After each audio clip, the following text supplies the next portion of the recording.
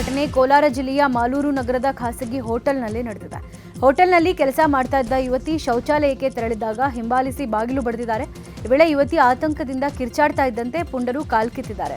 ಈ ದೃಶ್ಯ ಹೋಟೆಲ್ನ ಸಿಸಿಟಿವಿ ಕ್ಯಾಮೆರಾದಲ್ಲಿ ಸೆರೆಯಾಗಿದೆ. ಇನ್ನು ತಮಿಳುನಾಡು ಮೂಲದ ಇಬ್ಬರು ಈ ಕೃತ್ಯ ಎಸಗಿದ್ದಾರೆ ಅಂತ ಆರೋಪ ಮಾಡಲಾಗಿದೆ. ಘಟನೆ ಸಂಬಂಧ ಮಾಲೂರು ಪೊಲೀಸ್ ಠಾಣೆಯಲ್ಲಿ ಪ್ರಕರಣ ದಾಖಲಾಗಿದೆ. ಮನೆಯ ಬೀಗ ಒಡೆದು ಕಳ್ಳತನ ಮಾಡಿರುವಂತಹ ಘಟನೆ ಬೆಂಗಳೂರು ದಕ್ಷಿಣ ಜಿಲ್ಲೆಯ ರಾಮನಗರದ ಅರ್ಕಾವತಿ ಬಡಾವಣೆಯಲ್ಲಿ ನಡೆದಿದೆ. ಸಾಫ್ಟ್ವೇರ್ ಇಂಜಿನಿಯರ್ ನಿಖಿಲ್ ಎಂಬುವರ ಮನೆಯಲ್ಲಿ ಕಳ್ಳತನವಾಗಿದ್ದು, ಕಾರ್ನಲ್ಲಿ ಬಂದಂತ ಕಳ್ಳರು ಮನೆಯಲ್ಲಿದ್ದಂತ ಅರ್ಧ ಕೆಜಿ ಚಿನ್ನಾಭರಣ ದೋಚಿ ಪರಾರಿಯಾಗಿದ್ದಾರೆ. ಅಲ್ಲದೆ ಮನೆಯಲ್ಲಿದ್ದಂತ ಸಿಸಿಟಿವಿ ಹಾನಿಗೊಳಿಸಿ ಡಿವಿಆರ್ ಸಹ ತೆಗೆದುಕೊಂಡು ಹೋಗಿದ್ದಾರೆ. ಈ ಬಗ್ಗೆ ರಾಮನಗರಪುರ ಪೊಲೀಸ್ ಠಾಣೆಯಲ್ಲಿ ಪ್ರಕರಣ ದಾಖಲಾಗಿದೆ. ಕ್ಯಾಂಟರ್ ಮತ್ತು ಟಾಟಾ ಏಸ್ ನಡುವೆ ಭೀಕರ ಅಪಘಾತ ಆಗಿ 9 ಕೂಲಿ ಕಾರ್ಮಿಕರು ಗಂಭೀರವಾಗಿ ಗಾಯಗೊಂಡಿದ್ದಾರೆ. ಈ ಘಟನೆ ಚಿಕ್ಕಬಳ್ಳಾಪುರ ತಾಲೂಕಿನ ನಾಯನಹಳ್ಳಿ ಗೇಟ್ ಬಳಿ ನಡೆದಿದೆ. ಓರ್ವ ಮಹಿಳೆ ಸ್ಥಿತಿ ಚಿಂತಾಜನಕವಾಗಿದ್ದು ಬೆಂಗಳೂರು ಆಸ್ಪತ್ರೆಗೆ ರವಾನಿಸಲಾಗಿದೆ. ಕೂಲಿ ಕಾರ್ಮಿಕರು ಕೆಲಸ ಮುಗಿಸಿ ಚಿಕ್ಕಬಳ್ಳಾಪುರಕ್ಕೆ ಹೋಗ್ತಾ ಇದ್ದಾಗ ಶಿಡ್ಲಘಟ್ಟ ಕಡೆಗೆ ಹೋಗ್ತಾ ಇದ್ದ ಕ್ಯಾಂಟರ್ ಡಿಕ್ಕಿ ಹೊಡೆದು ಈ ಅಪಘಾತ ನಡೆದಿರುವುದು.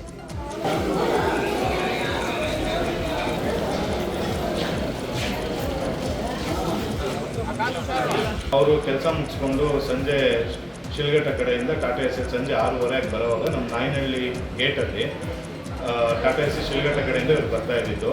ಇತ್ತ ಕಡೆಯಿಂದ ಒಂದು ಕ್ಯಾಂಟ್ರು ಚಿಕ್ಕಬಳ್ಳಾಪುರ ಕಡೆಯಿಂದ ಕ್ಯಾಂಟ್ರು ಬಂದಿದೆ.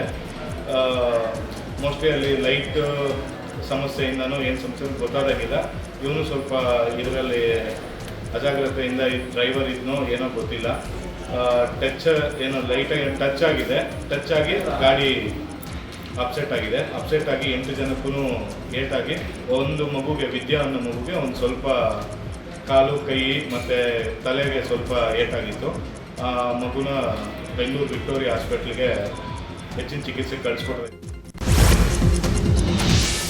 ಶವ ಸಂಸ್ಕಾರ ಮುಗಿಸಿ ವಾಪಸ್ ಆಗ್ತಾ ಇದ್ದಂಥ ಸಂದರ್ಭದಲ್ಲಿ ಟಾಟಾ ಏಸ್ ವಾಹನ ಪಲ್ಟಿಯಾಗಿ 15 ಜನ ಗಾಯಗೊಂಡಿದ್ದಾರೆ. ಈ ಘಟನೆ ರಾಯಚೂರು ಜಿಲ್ಲೆಯ ಅನಾಹೊಸೂರು ಗ್ರಾಮದಲ್ಲಿ ನಡೆದಿದೆ. ಗಾಯಾಳುಗಳನ್ನು ಸ್ಥಳೀಯ ಸಾರ್ವಜನಿಕ ಆಸ್ಪತ್ರೆಗೆ ರವಾನೆ ಮಾಡಲಾಗಿದ್ದು ಚಿಕಿತ್ಸೆ ಮುಂದುವರೆದಿದೆ. ಅದೃಷ್ಟವಶಾತ್ ಅಪಘಾತದಲ್ಲಿ ಯಾವುದೇ ಪ್ರಾಣಹಾನಿ ಸಂಭವಿಸಿಲ್ಲ ಅಂತ ತಿಳಿದುಬಂದಿದೆ.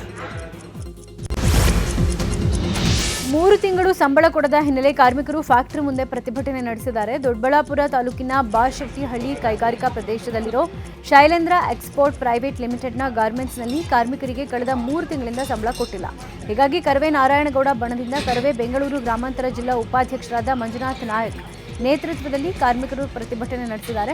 ಶರ್ಟ್ ತಯಾರಿಕಾ ಕಾರ್ಖಾನೆಯಲ್ಲಿ ಸುಮಾರು 150ಕ್ಕೂ ಹೆಚ್ಚು ಕಾರ್ಮಿಕರು ಕೆಲಸ ಮಾಡ್ತಾ ಇದ್ದಾರೆ. ಆದರೆ ಕಳೆದ 3-4 ತಿಂಗಳಿಂದ ಸಂಬಳ ಕೊಡ್ತಾ ಇಲ್ಲ ಅಂತ ಕಾರ್ಮಿಕರು ಆರೋಪ ಮಾಡಿದ್ದಾರೆ. ಸದ್ಯ 15 ದಿನದಿಂದ ಫ್ಯಾಕ್ಟರಿಗೆ ಬೀಗ ಹಾಕಲಾಗಿದೆ. ಇನ್ನು ಬೆಳಗಾವಿಯ ಕಿತ್ತೂರು ತಾಲೂಕಿನ ಎಂಕೆ ಹುಬ್ಬಳ್ಳಿ ಗ್ರಾಮದಲ್ಲಿ ವಿವಿಧ ಬೇಡಿಕೆಗೆ ಆಗ್ರಹಿಸಿ ದಲಿತ ಸಂಘಟನೆ ಪ್ರತಿಭಟನೆ ನಡೆಸ್ತಾ ಇದೆ. ಡಾಕ್ಟರ್ ಜಗಜೀವನ್ ರಾಮ್ ಸಮುದಾಯ ಭವನಕ್ಕೆ ಮೀಸಲಿಟ್ಟ ಜಾಗ ಒತ್ತುವರಿ ಮಾಡಲಾಗಿದೆ. ಹಾಗೂ ಗ್ರಾಮದ ಕೆರೆ ಪಕ್ಕದಲ್ಲಿರುವ ಶಾಲೆಯಲ್ಲಿ ಹಾವುಗಳ ಕಾಟ ಹೆಚ್ಚಾಗಿದೆ. ಜೊತೆಗೆ ಸರ್ಕಾರಿ ಆಸ್ಪತ್ರೆ ಮೇಲ್ದರ್ಜೆಗೆ ಏರಿಸಬೇಕು ಅಂತ ಕಳೆದ 2 ದಿನಗಳಿಂದ ದಲಿತ ಸಂಘಟನೆ ಹೋರಾಟ ನಡೆಸಿದೆ. ಕಲ್ಯಾಣ ಮಂಟಪದಲ್ಲಿ ಫೋಟೋ ತೆಗೆಯುವಂತಹ ಸಂದರ್ಭದಲ್ಲಿ ಫೋಟೋಗ್ರಾಫರ್ ಹೃದಯಾಘಾತದಿಂದ ಸಾವನ್ನಪ್ಪಿದ್ದಾರೆ. ಚಾಮರಾಜನಗರ ಜಿಲ್ಲೆಯ ಗುಂಡ್ಲುಪೇಟೆ ಪಟ್ಟಣದಲ್ಲಿ ಈ ಘಟನೆ ನಡೆದಿದೆ. ಪರಶಿವಮೂರ್ತಿ ಮೃತ ದುರ್ದೈವಿಯಾಗಿದ್ದು ಫೋಟೋ ತೆಗೆಯುತ್ತಾ ಇದ್ದಂತಹ ಸಂದರ್ಭದಲ್ಲಿ ಕುಸಿದು ಬಿದ್ದಿದ್ದಾರೆ. ತಕ್ಷಣ ಮದುವೆ ಮನೆಯವರೇ ಆಸ್ಪತ್ರೆಗೆ ಕರೆದೊಯ್ಯುವಂತಹ ಸಂದರ್ಭದಲ್ಲಿ ಮಾರ್ಗ ಮಧ್ಯೆ ಫೋಟೋಗ್ರಾಫರ್ ಸಾವನ್ನಪ್ಪಿದ್ದಾರೆ. ವಿದ್ಯುತ್ ಶಾರ್ಟ್ ಸರ್ಕ್ಯೂಟ್ನಿಂದ ಉದ್ಘಾಟನೆ ಆಗಬೇಕಾಗಿದ್ದಂಥ ಅಂಗಡಿಯಲ್ಲಿ ಬೆಂಕಿ ಕಾಣಿಸಿಕೊಂಡಿದೆ. ಕೊಪ್ಪಳದ ಜವಾಹರಲಾಲ್ ನೆಹರು ರಸ್ತೆಯಲ್ಲಿ ರಾಜಪಕ್ಷರ ದರ್ಗಾದ ಕಾಂಪ್ಲೆಕ್ಸ್ನಲ್ಲಿ ಈ ಘಟನೆ ನಡೆದಿದೆ. ಅಗ್ನಿ ಅವಘಡದಿಂದ ಅಂಗಡಿಯಲ್ಲಿದ್ದಂತಹ ಅಪಾರ ಪ್ರಮಾಣದ ಬಟ್ಟೆ ಸುಟ್ಟು ಭಸ್ಮವಾಗಿದೆ. ಸ್ಥಳಕ್ಕೆ ಅಗ್ನಿಶಾಮಕ ಸಿಬ್ಬಂದಿ ಬಂದು ಬೆಂಕಿ ನಂದಿಸಿ ಇತರ ಅಂಗಡಿಗೆ ವ್ಯಾಪಿಸುವುದನ್ನು ತಪ್ಪಿಸಿದ್ದಾರೆ.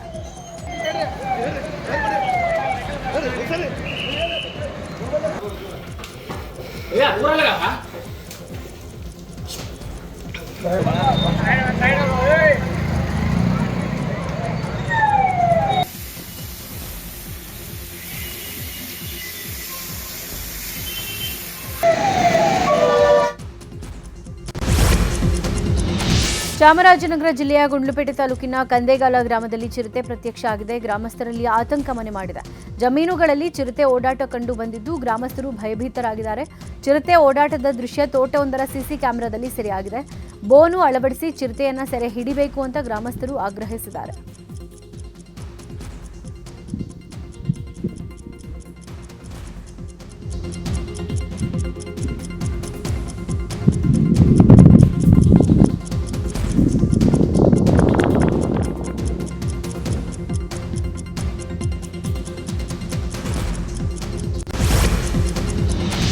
ಬಂಗಾಳ ಕೊಲ್ಲಿಯಲ್ಲಿ ವಾಯುಭಾರ ಕುಸಿತ ಹಿನ್ನೆಲೆಯಲ್ಲಿ ಉತ್ತರ ಕನ್ನಡ ಜಿಲ್ಲೆ ಕೆಲವೆಡೆ ಗುಡುಗು ಸಹಿತ ಭಾರೀ ಮಳೆಯಾಗಿದೆ. ಯಲ್ಲಾಪುರ ತಾಲೂಕಿನ ಅರ್ಧ ಗಂಟೆಗೂ ಹೆಚ್ಚಿನ ಕಾಲ ಮಳೆ ಸುರಿದಿದ್ದು ಜನಜೀವನ ಅಸ್ತವ್ಯಸ್ತಗೊಂಡಿದೆ.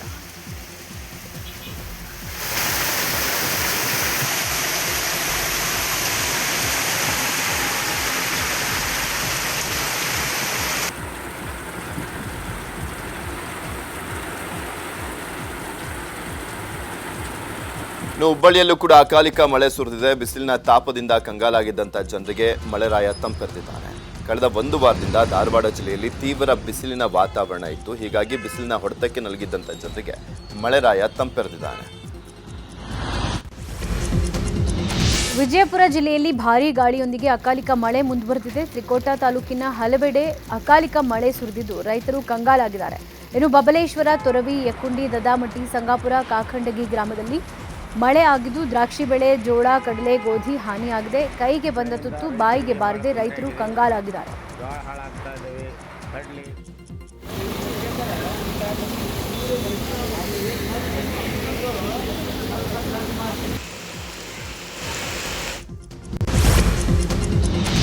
ಚಿತ್ರದುರ್ಗ ಜಿಲ್ಲೆಯ ಚಳ್ಳಕೆರೆ ತಾಲೂಕಿನಲ್ಲಿ ಬೆಳೆದಿದ್ದಂಥ ಕಲ್ಲಂಗಡಿ ಹಣ್ಣಿನ ಬೆಳೆ ಹಾಳಾಗಿದೆ. ರೈತ ತಿಪ್ಪೇಸ್ವಾಮಿ 2 ಎಕರೆ ಜಮೀನಿನಲ್ಲಿ ಕಲ್ಲಂಗಡಿಯನ್ನ ಬೆಳೆದಿದ್ರು. ಆದರೆ ಆರಂಭದಲ್ಲಿ ಚೆನ್ನಾಗಿ ಬೆಳೆದಿದ್ದಂಥ ಕಲ್ಲಂಗಡಿ ಇನ್ನೇನು ಹಣ್ಣಾಗುವಂಥ ಸಮಯದಲ್ಲಿ ಹಳದಿ ರೋಗದ ವೈರಸ್ ಹರಡಿ ಬೆಳೆ ನಾಶವಾಗ್ತಾ ಇದೆ.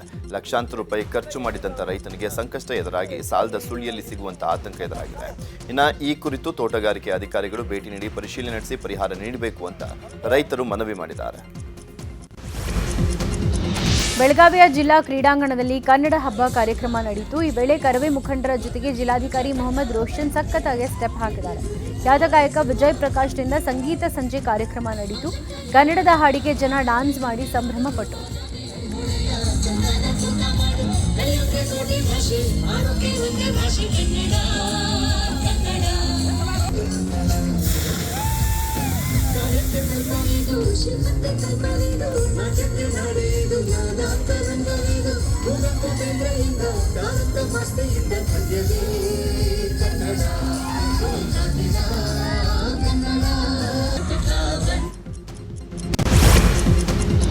ಮಂಡ್ಯದ ಕೆಆರ್ಪೇಟೆಯ ಹೊಸಹೊಳಲು ಗ್ರಾಮದಲ್ಲಿ ಶ್ರೀ ಲಕ್ಷ್ಮೀನಾರಾಯಣ ಸ್ವಾಮಿಯ ಬ್ರಹ್ಮ ರಥೋತ್ಸವ ವೈಭವದಿಂದ ನಡೆದಿದೆ. ಇನ್ನು ರಾಜ್ಯದ ನಾನಾ ಭಾಗಗಳಿಂದ ಬಂದಂಥ ಭಕ್ತರು ರಥ ಎಳೆದು ಹಣ್ಣು ಜವನ ಎಸೆದು ಭಕ್ತಿಯನ್ನ ಸಮರ್ಪಿಸಿದರು. ಈ ವೇಳೆ ಅದ್ದೂರಿ ಬ್ರಹ್ಮ ರಥೋತ್ಸವದಲ್ಲಿ ಲಕ್ಷ್ಮೀನಾರಾಯಣ ಸ್ವಾಮಿಯನ್ನ ಭಕ್ತರು ಕಣ್ತುಂಬಿಕೊಂಡರು.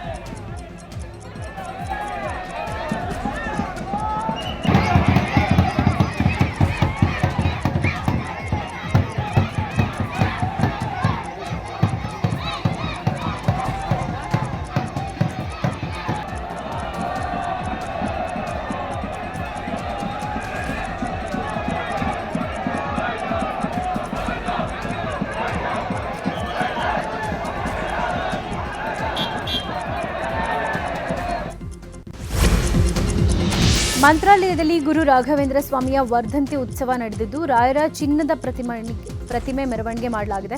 ಸಂಗೀತ ಕಾರ್ಯಕ್ರಮ ಸೇರಿ ಹಲವು ಕಾರ್ಯಕ್ರಮಗಳು ನಡೀತಾ ಇವೆ. ಈ ಹಿನ್ನೆಲೆ ಡಿವೈನ್ ಸ್ಟಾರ್ ರಿಷಬ್ ಶೆಟ್ಟಿ ಹಾಗೂ ಹಿರಿಯ ನಟ ಜಗ್ಗೇಶ್ ಗುರು ವೈಭವೋತ್ಸವದ ವಿವಿಧ ಕಾರ್ಯಕ್ರಮಗಳಲ್ಲಿ ಪಾಲ್ಗೊಂಡಿದ್ದರು. ನಟ ಜಗ್ಗೇಶ್ ಹಾಗೂ ರಿಷಬ್ ಶೆಟ್ಟಿಗೆ ಮಠದ ಪೀಠಾಧಿಪತಿ ಸುಬುಧೇಂದ್ರ ತೀರ್ಥ ಸ್ವಾಮೀಜಿ ಗುರು ವೈಭವೋತ್ಸವ ಪ್ರಶಸ್ತಿ ನೀಡಿ ಸನ್ಮಾನ ಮಾಡಿದರು.